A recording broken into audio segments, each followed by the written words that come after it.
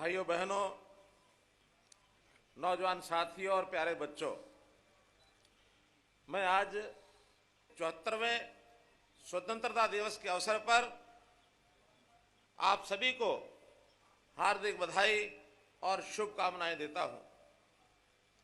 73 साल पहले इसी शुभ दिन 14 अगस्त और 15 अगस्त की रात्रि के समय हर भारतवासी ने आजादी की खुली हवा में सांस ली थी।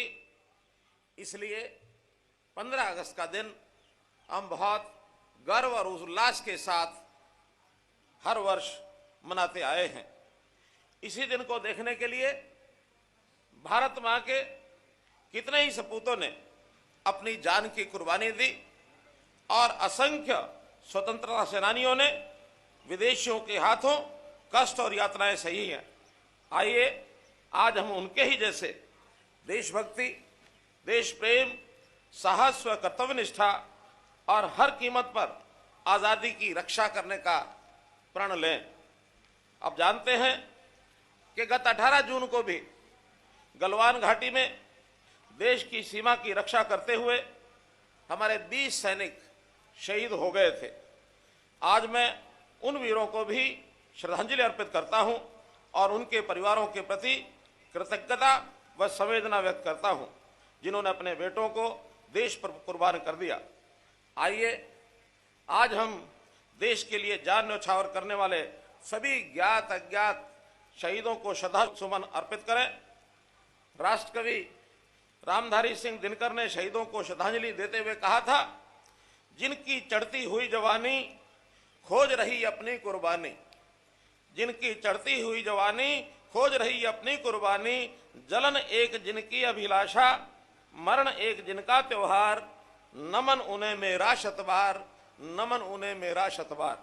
आजादी का यह दिन कई मायनों में अहम है और सबसे अहम इसलिए है कि आजादी के इस जश्न को हम एक महामारी के दौर में मना रहे हैं और इसी कारण आज का ये अवसर बहुत ही औपचारिकताओं को छोड़कर मनाया जा रहा है।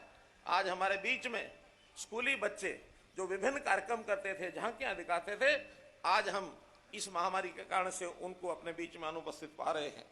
कोरोना ने हमारी आजादी में कई बंदिशें जरूर लगा दी हैं, हम आजाद हैं कुछ बंधनों के साथ, लेकिन इसके बावजूद ये वर्ष और ये आजादी की वर्षगांठ विशेष है।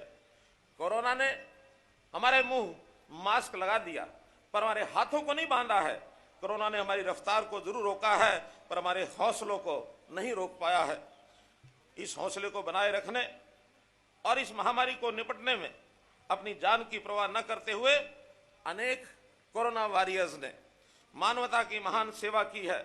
उसमें डॉक्टर्स, नर्सेज, वॉलंटियर्स, अन्य चिकित्सा स्टाफ, समाज सेवक, पुलिसकर्मी, सफाई कर्मी, आंगनवाड़ी कार्यकर्ता आदि बहुत से ऐसे बंधु शामिल हैं।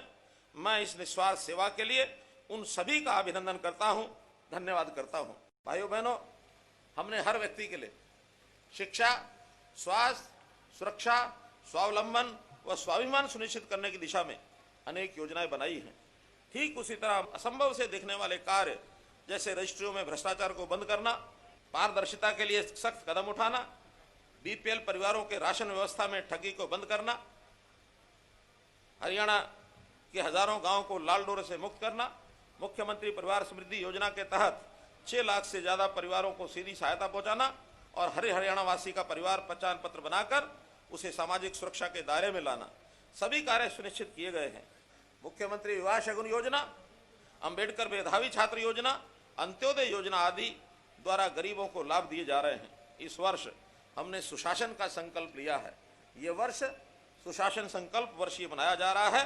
जंजीरें केवल गुलामी की, अंग्रेजों की नहीं थी, बल्कि एक मानसिकता की भी थी जिसने देश को आगे नहीं बढ़ने दिया।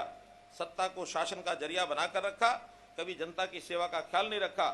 हमें इस मानसिकता से भी देश को आजाद करना है। हम सुशासन शब्दों से, कागजों से और बातों से नहीं लाएंगे, बल्कि सुशासन समाज को संकल्प से और सभी को साथ लेकर लाएंगे। इस ऐतिहासिक दिवस पर जब हम अपना स्वतंत्र दिवस मना रहे हैं, तो आइए राष्ट्र की एकता और अखंडता को बनाए रखने तथा देश के नवनिर्माण के लिए मिलकर काम करने की शपथ लें। इस पावन अवसर पर मैं फिर से एक बार भारत के स्वतंत्रता संग्राम के शहीदों को श्रद्धांजलि अर्पित करता हूं और हरियाणा के कर्मठ लोगों के उज्जवल भविष्य की कामना करता हूं। जय हिंद, जय हरियाणा। प्रिय प्रदेशवासियों, हरियाणा कृषि प्रधान राज्य है, इसलिए कृषि क्षेत्र का विकास हमारी पहली प्राथमिकता है। देश के किसानों के कंधों पर देश को खिलाने और देश की भूख मिटाने का भार है, पर उनकी तकलीफों को दूर करने की जिम्मेवारी कभी किसी ने नहीं समझी। हम 2022 तक किसानों की आय दुगनी करने के लिए प्रतिबद्ध हैं। इस दिशा में हाल ही में केंद्र सरकार ने जो 3 ऐतिहासिक कदम उठाए हैं, हमने इससे 74 साल के बाद ये आज़ादी किसानों के लिए भी आज़ादी होगी। इसमें आवश्यक सेवा वस्तु अधिनियम में संशोधन से भंडारण सुविधाओं को बढ़ावा देकर उपज की बर्बादी को रोका जाएगा।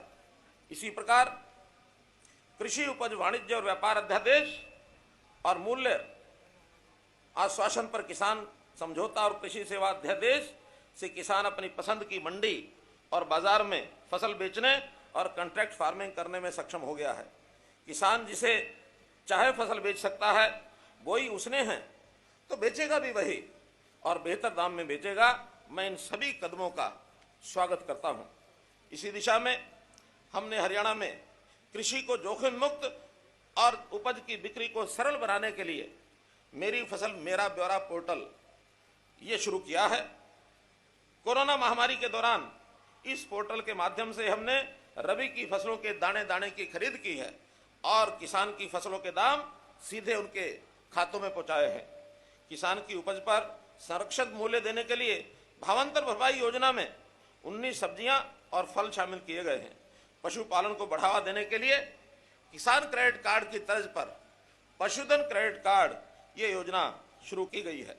आप जानते हैं कि खेती के लिए पानी एक महती आवश्यकता होती है और लेकिन हमारा दायित्व है कि हम कम से कम पानी का उपयोग करें ताकि आने वाली पीढ़ियों के लिए भी पर्याप्त मात्रा में पानी उपलब्ध हो।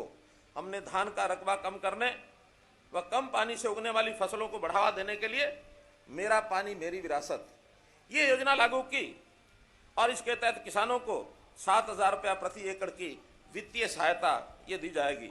कोई कुछ भी कहता रहे, अलग अलग हिसाब से इसे धानबंदी का नाम देकर चाहे राजनीति करता रहे, लेकिन हमने ये संकल्प किसानों और उनकी आने वाली पीढ़ियों के भविष्य को बचाने के लिए लिया है। हम इसे उनकी सहमति से ही पूरा भी करेंगे। हमने सिंचाई के लिए कई अन्य महत्वाकांक्षी ये योजनाएं बनाई हैं। जो पानी गंदा पानी उसको साफ करके हम लोगों ने उसका रीयूज पुनः प्रयोग करने के नए नए प्रयोग उठाए हैं और लघु सिंचाई और उसमें माइक्रो इरिगेशन सूक्ष्म सिंचाई इस नाते से कई प्रयोग किए जा रहे हैं। इससे भी किसान को लाभ होगा, पानी भी बचेगा। अब तक देश कृषि प्रधान देश तो था, लेकिन किसान प्रधान कभी नहीं रहा। अब किसान प्रधान भी होगा और उसका सम्मान भी होगा।